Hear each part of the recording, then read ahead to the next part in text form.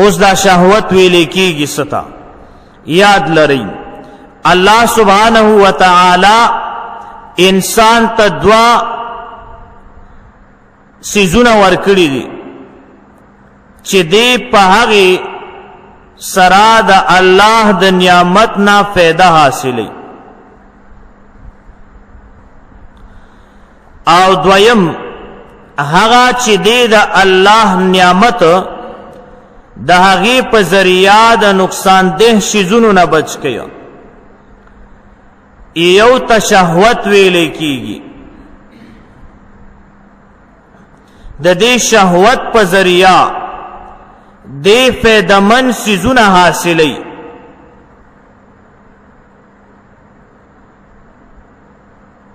د دې په ذریعہ فائدمن اشیاء چې کومو کې دته فائدہ ده هغه حاصلې نو دا الله پاک دته یو نعمت ورکړي ده او دا په هر انسان کې موجود ده دویم چې د نقصان ده سيزونو نه په ځان بچ کی دی د پاره الله پاک انسان ته یو نعمت ورکړي چې هغه ته غضب او غصه ویل کی او د دې دواړو انسان ته ضرورت دی ګوره خدا دواړه اعتدال سره به استعمال اوس شهوت ست ویلې کیږي نن سبا دور کې دا نن سبا چې کوم معاشره او سوسایټي دا نو شهوت نه مراد عام خلق څه اخلي شهوت نه مراد دا معنا اخلي چې د خپل حاجت پوره کی د بیبي خپل نه دغه ته شهوت وایي او دی وی چې شهوت بسوم د یو سیز نوم دی نه دا خبره غلطه ده د شهوت چې د مختلف معناګانی دي دا د اشتها نه اخیسته شوی دی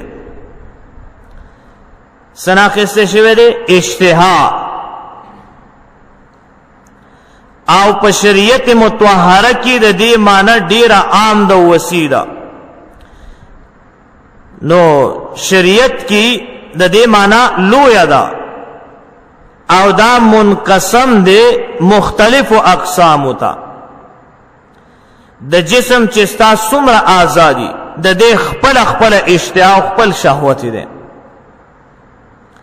نو پاغي کې نمبر 1 شهوتی شکم شهوتی شکم سمانا مثلا د خوراک سکاک اشتها د خوراک سکاک خواهش نو دیتا د خېټه شهوت ویل کیږي باج خلق دا سوي کنه تاسو کتلی چې هغه وي د هر خوراک نه خوان اخستل وي پکار دي او چسکل غول پکار دي یاره د پلانی سیس پکار دی چې وی خوري د پلانی سیس پکار دی او د پلانی سیس پکار دی نو چې کله دغه اشتها را پیدا شي نو دا انسان بیا د کور کې چې کم پاک خوراکونه پخښوي او حلال خوراک وي د هغه په ځای باندې دی بیا څه کوي هغه نه خوري بلکې مختلفو هوټلو ته ځان رسي دا چینیز فودز دي او دا پلان کی او دا پلان کی دي دا پلان کی دي لګیاوي اومدک خواهشي وي اومدک اشتهاي وي چې دا خوراکونه وکما او په دغه چکر کې لګیاوي او یاران او دوستان به یوځي کیږي يرنن په پلاني هوټل ته زو پلاني سیس بخرو نو دیتا د خېټه شهوت ویل کیږي الله پاک دې ته مونږ او تاسو ساتي شریعت متطهره وی چې کامیاب انسان اکړي چې هغه د جبي او د خېټه د zarar نه الله پاک بچ ک ونن سبا خلکم دی یو خېټه لیونی کړي دی ګوره هر څړې چې ګوره د خېټه خدمت کوي د دین خدمت پاتې دی ایو شاعر وایو مالداران ډیر فقیران کړل یوې خېټه مالداران ډیر فقیران کړل یوې خېټه فقیران په ویر د ځان کړل یوې خېټې، پلار د زوی او مور د لور سره په جنگ ده، پلار د زوی او مور د لور سره په جنگ ده، خلق داسې جاهلان کړل یوې خېټې، خادم جان دی یوې خېټې تباه کړو، قادیانان څوک پرویزیان کړل یوې خېټې. دا خلک چې څومره گمراه شوي دي کنه، دا د خېټې گمراه کړي دي. الله پاک دې مونږ او تاسو د خېټې او د ژبې د ضرر نه پام نه امان کې وساتي. نو دکې یو عادت را پیدا شي بیا چې دې لګیاوي دې زی ته ځو هغه زی ته ځو، خو یاد ساتئ نن سبا د بازار خوراکونه چې څومره دي مسلمانانو دې نه ځان ساتل پکار دي. یو خود دې د پاک او د پلیت پته نه لګي ګورا چې دا پاک دی او کدا پلیت دی، په خبره باندې پوهیږي. او دویم د دې دام پته نه لګي چې دا حلال دی او کدا حرام دی. ګورا اصحاب کهف تاسو ګورئ کنه چې کله هغه خوب نه را پاسې د نو بیا یو ملګری له پیسې ورکوي، لار شه بازار نه خوراک کروڑه خو سوي ورته ایها اسکا طعاما فلیأتی. وګوره چې کم خوراک پاک او حلال یا غیر وړه ګوره بیکاره خوراک راوړي، ځکه بیکاره خوراک د چوکنو بیا عبادت تنوزګاریږي، بیا عبادت نشي کوله. نو اکثر د بازارونو د دې هوټلونو خوراکونه چې کم دي دا ګوره پاک نه. یو خواغې کې چې کم کسان خدمت کوي ناول خواغم پاک نه وي، هغه په پاک او پلیت باندې نه پويږي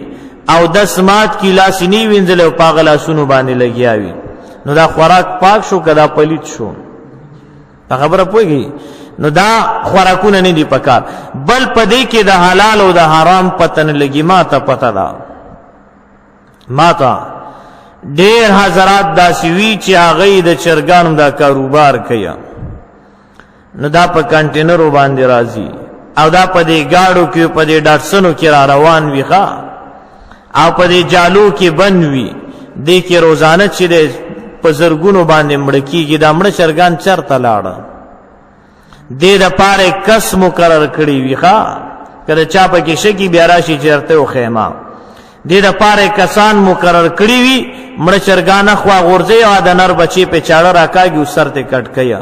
او بیا دې هوټل والا باندې پسلو یو نیم سره خرسي او تلار شو تاله ټماټرو کی پوخ یو تور ته پارام کین بیا برت تاوي چې چرګ می خوړه. نو دا پاګو کدا مردارو کدا پلیتو سو. نو لګزان ساتي ښا، مکه وی بازار خوراکونه بالکل نه، بل دا پکشوي سيزونه چې څومره راځي د دیم د پاکو د پلیت پته نه لګي. اعظم خلق په دغه مرزونو کې مبتلا دي، خوري د دې هیڅ پته نه لګي. او دې کې اکثر کیمیکلز وغیرہ وی چې دا د جسم انساني د پاره او د انسان د صحت د پاره انتهایی مضر او نقصان ده دي. نو دې کې لږ احتیاط کوئ. بل د بازار چې څومره خوراکونه دي دا د انسان او خصوصا د مؤمن مسلمان په تقوا کې فرق راولي، د تقوا کمیږي، بیا د زړه نه خشیت الهی بیا اوزي، او چې خشیت الهی اوته عبادتو کې بیا خشوع او خضوع ختميږي. عبادتو کې خشوع او خضوع چې ختم شوا، عبادت بدر باندې بوج وی د زړه په شوق او محبت سره به نه کې، بلکې کټیم ملاوي د مونږ بکیو کټیم نه ملاوي د نو بس پرېګ دی بیا. نو دا څومره د نقصان خبره ده. نو ډېر ملګری هغه په دې سيزونو کې اخته دي. نو برای کرم د دغه سيزونو نه ځان اوسه.